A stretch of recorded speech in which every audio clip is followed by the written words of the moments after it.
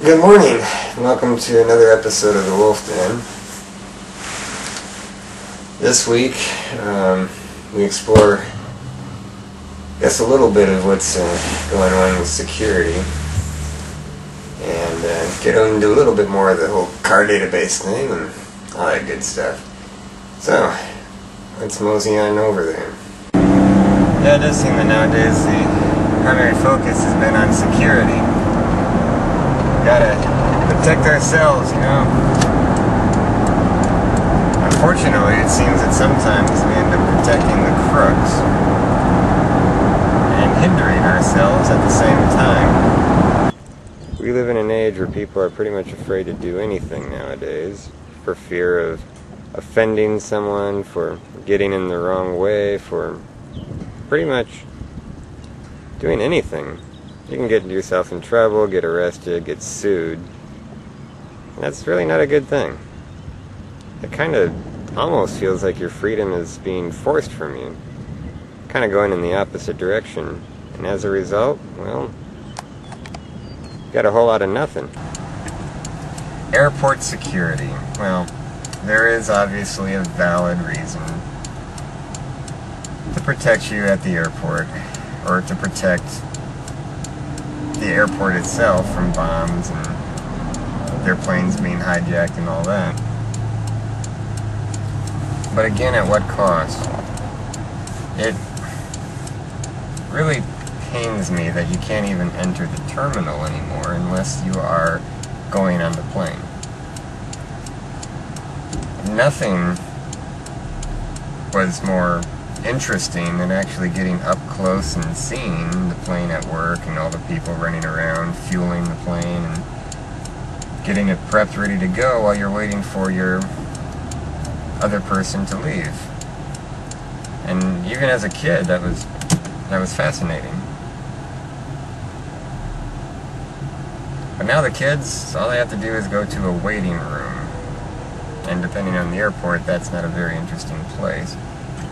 Well, this week in music we have actually a tiebreaker. Both the Billboard charts and the popular votes turned out to be Avril Lavigne with Girlfriend. So you're sacrificing a lot as a result. It's kind of silly, but what can I say?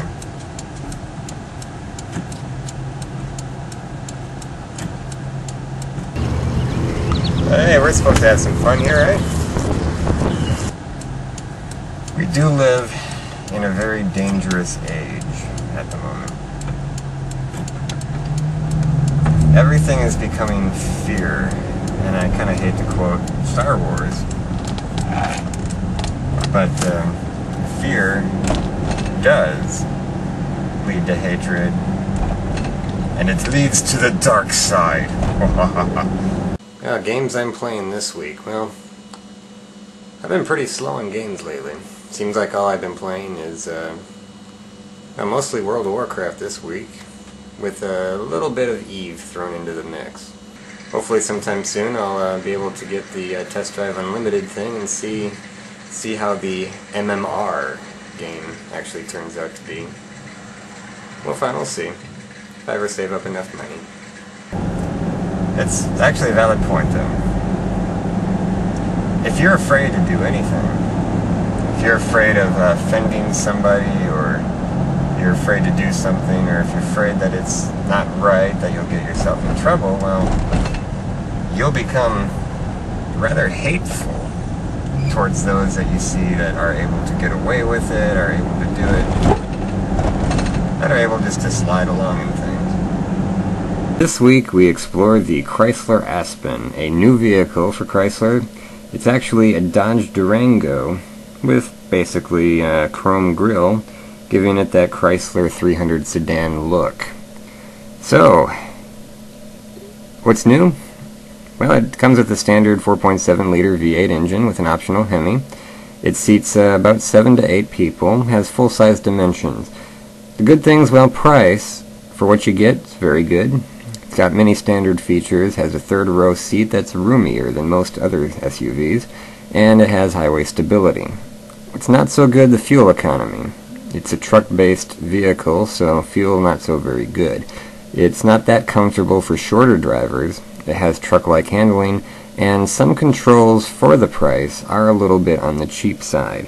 Crash tests, as it's a new vehicle, are not yet available, but when you compare it to the Dodge Durango, it's very good. The front end's 5-star ratings all around. Side has not been tested, unfortunately, and rollover rating for 2-wheel drive, well, could be a little bit better. 4-wheel drive, it handles just fine.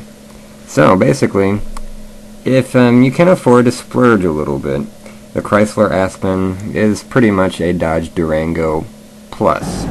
Well, that fear eventually will grow and grow and grow, and a society built on this fear of doing anything, well, we're in for a very tough time. And this coming from a guy who hates to be political. I need to cheer up today.